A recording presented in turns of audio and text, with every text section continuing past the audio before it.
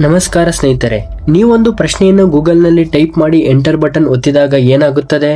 ಕಣ್ಣು ಮಿಟುಕಿಸುವಷ್ಟರಲ್ಲಿ, ಅಂದರೆ ಕೇವಲ 0.1 ರಿಂದ 0.5 ಸೆಕೆಂಡ್ಗಳಲ್ಲಿ ಇಡೀ ಪ್ರಪಂಚಾದ್ಯಂತ ಇರುವ ಕೋಟ್ಯಾಂತರ ವೆಬ್ಸೈಟ್ಗಳನ್ನು ಹುಡುಕಿ ನಿಮಗೆ ಬೇಕಾದ ನಿಖರವಾದ ಉತ್ತರವನ್ನು ಗೂಗಲ್ ನಿಮ್ಮ ಮುಂದಿಡುತ್ತೆ.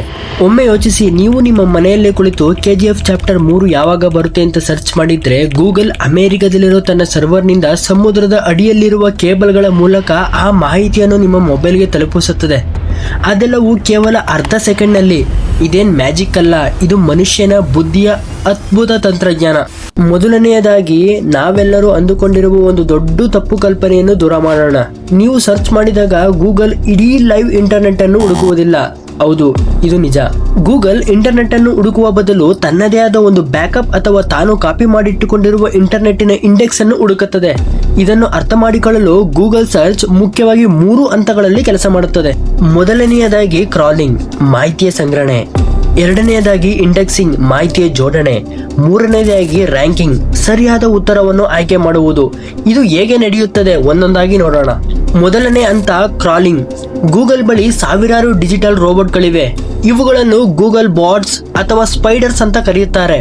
ಇಂಟರ್ನೆಟ್ ಎಂಬುದು ಒಂದು ದೊಡ್ಡ ನಗರವಿದ್ದಂತೆ. ಇಲ್ಲಿರುವ ಪ್ರತಿಯೊಂದು ವೆಬ್ಸೈಟ್ ಒಂದೊಂದು ಬಿಲ್ಡಿಂಗ್ ಇದ್ದ ಹಾಗೆ. ಈ ಬಿಲ್ಡಿಂಗ್ಗಳನ್ನು ಸೇರುವ ರಸ್ತೆಗಳ ಲಿಂಕ್ಸ್, ಅದೇ ಹೈಪರ್ ಲಿಂಕ್. ಈ ಗೂಗಲ್ ಸ್ಪೈಡರ್ಗಳ ಕೆಲಸವೇನು ಗೊತ್ತಾ?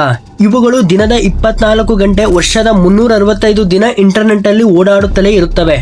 ಒಂದು ವೆಬ್ ಪೇಜ್ಗೆ ಹೋದಾಗ ಅಲ್ಲಿರುವ ಮಾಹಿತಿಯನ್ನು ಓದುತ್ತವೆ.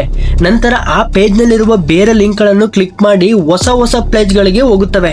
ಯಾರಾದರೂ ಹೊಸ ವೆಬ್ಸೈಟ್ ಮಾಡಿದರೆ ಅಥವಾ ಹಳೆ ವೆಬ್ಸೈಟ್ನಲ್ಲಿ ಏನಾದರೂ ಹೊಸ ಮಾಹಿತಿ ಅಪ್ಡೇಟ್ ಮಾಡಿದರೆ ಈ ಸ್ಪೈಡರ್ಗಳು ಅಲ್ಲಿಗೆ ಹೋಗಿ ಆ ಹೊಸ ಪೇಜ್ನ ಒಂದು ಸ್ಕ್ರೀನ್ ಶಾಟ್ ಅಥವಾ ಕಾಪಿಯನ್ನು ತೆಗೆದುಕೊಂಡು ಗೂಗಲ್ನ ಹೆಡ್ ಕ್ವಾರ್ಟರ್ಸ್ಗೆ ಕಳಿಸುತ್ತದೆ. ಪ್ರಪಂಚದಲ್ಲಿರುವ ಶತಕೋಟಿಗಟ್ಟಲೆ ವೆಬ್ ಪೇಜ್ಗಳನ್ನು ಈ ಸ್ಪೈಡರ್ಗಳು ಹೀಗೆಯೇ ಸ್ಕ್ಯಾನ್ ಮಾಡುತ್ತವೆ. ಈಗ ಸ್ಪೈಡರ್ಗಳು ಪ್ರಪಂಚದ ಮೂಲೆ ಮೂಲೆಯಿಂದ ಮಾಹಿತಿಯನ್ನು ತಂದು ಕೊಡುತ್ತವೆ. ಆದರೆ ಆ ಮಾಹಿತಿಯನ್ನು ಹಾಗೆ ಗುಡ್ಡೆ ಹಾಕಿದರೆ ಬೇಕಾದಾಗ ಹುಡುಕುವುದು ಅಷ್ಟೇ ಕಷ್ಟ. ಅದಕ್ಕಾಗಿ ಗೂಗಲ್ ಬಳಸುವ ಎರಡನೇ ಹಂತವೇ ಇಂಡೆಕ್ಸಿಂಗ್. ಇದನ್ನು ಒಂದು ದೊಡ್ಡ ಡಿಜಿಟಲ್ ಲೈಬ್ರರಿ ಅಂತ ಅಂದುಕೊಳ್ಳಿ. ಗೂಗಲ್ ತಾನು ತಂದ ಪ್ರತಿಯೊಂದು ವೆಬ್ ಪೇಜ್ ಅನ್ನು ಓದಿ ಅದು ಯಾವುದರ ಬಗ್ಗೆ ಇದೆ ಎಂದು ಅರ್ಥ ಮಾಡಿಕೊಳ್ಳುತ್ತದೆ. ಅದರಲ್ಲಿರುವ ಟೆಕ್ಸ್ಟ್, ಫೋಟೋ, ವಿಡಿಯೋ ಎಲ್ಲವನ್ನು ಪ್ರತ್ಯೇಕವಾಗಿ ವಿಂಗಡಿಸುತ್ತದೆ. ಉದಾಹರಣೆಗೆ, ಅದು ಮೈಸೂರು ಪಾಕ್ ಬಗ್ಗೆ ಇರುವ ಪೇಜ್ ಆಗಿದ್ದರೆ ಅದನ್ನು ಅಡಿಗೆ, ಸಿಹಿ ತಿಂಡಿ ವಿಭಾಗದಲ್ಲಿ ಸೇರಿಸುತ್ತದೆ. ಈ ಗೂಗಲ್ ಇಂಡೆಕ್ಸ್ ಎಷ್ಟು ದೊಡ್ಡದಿದೆ ಗೊತ್ತಾ? ಅದು 10 ಮಿಲಿಯನ್ ಗಿಗಾಬೈಟ್ಗಳಿಗಿಂತ ದೊಡ್ಡದಿದೆ. ಪ್ರಪಂಚದ ಎಲ್ಲಾ ಲೈಬ್ರರಿಗಳ ಪುಸ್ತಕಗಳನ್ನು ಒಟ್ಟು ಸೇರಿಸಿದರೂ ಗೂಗಲ್ನ ಈ ಡಿಜಿಟಲ್ ಲೈಬ್ರರಿಯ ಒಂದು ಸಣ್ಣ ಭಾಗಕ್ಕೂ ಸಮವಾಗುವುದಿಲ್ಲ. ನೀವು ಸರ್ಚ್ ಮಾಡಿದಾಗ ಗೂಗಲ್ ಹುಡುಕುವುದು ಲೈವ್ ಇಂಟರ್ನೆಟ್ ಅನ್ನಲ್ಲ, ಬದಲಾಗಿ ತಾನು ಜೋಡಿಸಿಟ್ಟುಕೊಂಡಿರುವ ಈ ಬೃಹತ್ ಇಂಡೆಕ್ಸ್ ಅನ್ನು. ಈಗ ಅಸಲಿ ಆಟ ಶುರು.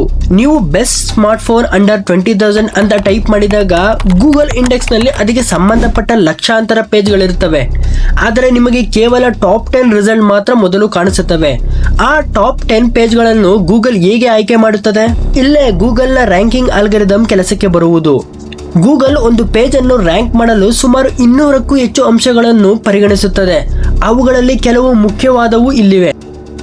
ಮೊದಲನೆಯದಾಗಿ ಕೀವರ್ಡ್ಸ್, ನೀವು ಟೈಪ್ ಮಾಡಿದ ಪದಗಳು ಆ ವೆಬ್ ಪೇಜ್ನಲ್ಲಿ ಇದೆಯಾ? ಎರಡನೆಯದಾಗಿ ರಿಲೆವೆನ್ಸ್, ಗೂಗಲ್ ಕೇವಲ ಪದಗಳನ್ನಲ್ಲ, ನಿಮ್ಮ ಉದ್ದೇಶವನ್ನು ಅರ್ಥ ಮಾಡಿಕೊಳ್ಳುತ್ತದೆ. ನೀವು ಆಪಲ್ ಅಂತ ಸರ್ಚ್ ಮಾಡಿದ್ರೆ ನಿಮಗೆ ತಿನ್ನೋ ಸೇಬು ಬೇಕಾ ಅಥವಾ ಮೊಬೈಲ್ ಕಂಪನಿಯ ಆಪಲ್ ಬೇಕಾ ಅಂತ ನಿಮ್ಮ ಹಳೆಯ ಸರ್ಚ್ ಹಿಸ್ಟ್ರಿ ಮುಖಾಂತರ ಅರ್ಥ ಮಾಡಿಕೊಳ್ಳುತ್ತದೆ. ಮೂರನೆಯದಾಗಿ ಲೊಕೇಶನ್, ನೀವು ಬೆಸ್ಟ್ ಹೋಟೆಲ್ ನಿಯರ್ ಮೀ ಅಂದಾಗ ಬೆಂಗಳೂರಿನಲ್ಲಿ ನಿಮಗೆ ದೆಹಲಿಯ ಹೋಟೆಲ್ ತೋರಿಸಲ್ಲ, ನಿಮ್ಮ ಲೊಕೇಶನ್ ಟ್ರ್ಯಾಕ್ ಮಾಡಿ ಪಕ್ಕದ ಹೋಟೆಲ್ ತೋರಿಸುತ್ತದೆ. ನಾಲ್ಕನೇದಾಗಿ ಪೇಜ್ ಕ್ವಾಲಿಟಿ, ಈ ವೆಬ್ಸೈಟ್ ಸೇಫ್ ಆಗಿದೆಯಾ, ಮೊಬೈಲ್ನಲ್ಲಿ ಚೆನ್ನಾಗಿ ಓಪನ್ ಆಗುತ್ತಾ, ಜನ ಆ ವೆಬ್ಸೈಟ್ನನ್ನು ಇಷ್ಟಪಡುತ್ತಿದ್ದಾರಾ, ಇವೆಲ್ಲವನ್ನು ಗೂಗಲ್ ಲೆಕ್ಕಾಚಾರ ಮಾಡುತ್ತದೆ. ಇತ್ತೀಚೆಗೆ ಗೂಗಲ್ ಕೃತಕ ಬುದ್ಧಿಮತ್ತ ಅಂದ್ರೆ ಆರ್ಟಿಫಿಷಿಯಲ್ ಇಂಟೆಲಿಜೆನ್ಸ್ ಮತ್ತು ಮಿಷಿನ್ ಲರ್ನಿಂಗ್ ಅನ್ನು ಅಳವಡಿಸಿಕೊಂಡಿದೆ. ನೀವು ಸ್ಪೆಲ್ಲಿಂಗ್ ಮಿಸ್ಟೇಕ್ ಮಾಡಿದರೂ, ಉದಾಹರಣೆಗೆ ಬೆಂಗಳೂರು ಬದಲು ಬೆಂಗಳೂರು ಅಂತ ಟೈಪ್ ಮಾಡಿದ್ರು ನಿಮ್ಮ ಉದ್ದೇಶ ಬೆಂಗಳೂರು ತಾನೇ ಅಂತ ಅದು ಸರಿಯಾದ ರಿಸಲ್ಟ್ ಕೊಡುತ್ತದೆ. ಇಷ್ಟೆಲ್ಲ ಕೆಲಸ ನಡೆಯಲು ಎಷ್ಟು ಸಮಯ ಬೇಕು? 1 ದಿನ, 1 ಗಂಟೆ? ಇಲ್ಲ, ಕೇವಲ 0.1 ಸೆಕೆಂಡ್. ಇದು ಹೇಗೆ ಸಾಧ್ಯ ಅಂದರೆ ಗೂಗಲ್ ಪ್ರಪಂಚಾದ್ಯಂತ ತನ್ನದೇ ಆದ ಬೃಹತ್ ಡಾಟಾ ಸೆಂಟರ್ಗಳನ್ನು ಹೊಂದಿದೆ.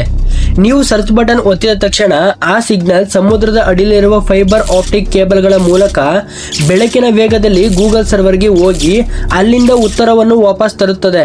ಈ ಪ್ರಕ್ರಿಯೆಯ ವೇಗ ಎಷ್ಟಿರುತ್ತದೆ ಎಂದರೆ ನೀವು ಕಣ್ಣು ಮಿಟುಕಿಸುವಷ್ಟರಲ್ಲಿ ಇಡೀ ಪ್ರಪಂಚದ ಡಾಟಾವನ್ನು ಫಿಲ್ಟರ್ ಮಾಡಿ ನಿಮ್ಮ ಮುಂದಿಡುತ್ತದೆ. ನೋಡಿದ್ರಲ್ಲ ಸ್ನೇಹಿತರೆ, ಒಂದು ಸಣ್ಣ ಸರ್ಚ್ ಬಾರ್ ಹಿಂದೆ ಎಷ್ಟೆಲ್ಲ ದೊಡ್ಡ ಟೆಕ್ನಾಲಜಿ ಅಡಗಿದೆ. ಸ್ಪೈಡರ್ಗಳು, ಡಾಟಾ ಸೆಂಟರ್ಗಳು, ಎಐ ಆಲ್ಗರಿದಮ್ಗಳು ಇವೆಲ್ಲವೂ ಸೇರಿ ಗೂಗಲ್ ಅನ್ನು ಇಂದಿನ ಪ್ರಪಂಚದ ಅತಿ ದೊಡ್ಡ ಸರ್ಚ್ ಇಂಜಿನ್ ಆಗಿ ಮಾಡಿವೆ. ಮುಂದಿನ ದಿನಗಳಲ್ಲಿ ಎಐ, ಉದಾಹರಣೆಗೆ ಗೂಗಲ್ ಜಿಮಿನೈ ಮತ್ತು ಚಾಟ್ ಜಿಪಿಟಿ ಇನ್ನೂ ಮುಂದುವರೆದು ನಾವು ಪ್ರಶ್ನೆ ಕೇಳುವ ಮುನ್ನವೇ ನಮಗೆ ಬೇಕಾದ ಉತ್ತರವನ್ನು ಸಿದ್ಧವಾಗಿಡುವ ಕಾಲವೂ ಬರಬಹುದು. ಈ ವಿಡಿಯೋ ನಿಮಗೆ ಇಷ್ಟವಾಗಿದ್ದರೆ ಮತ್ತು ಉಪಯುಕ್ತ ಎನಿಸಿದರೆ ದಯವಿಟ್ಟು ಲೈಕ್ ಮಾಡಿ. ತಂತ್ರಜ್ಞಾನದ ಬಗ್ಗೆ ಹೀಗೆಯೇ ಸುಲಭವಾಗಿ ತಿಳಿದುಕೊಳ್ಳಲು ನಮ್ಮ ಚಾನೆಲ್ನ ಸಬ್ಸ್ಕ್ರೈಬ್ ಆಗಲು ಮರೆಯಬೇಡಿ. ನಮಸ್ಕಾರ, ಜೈ ಹಿಂದ್, ಸಿಗೋಣ.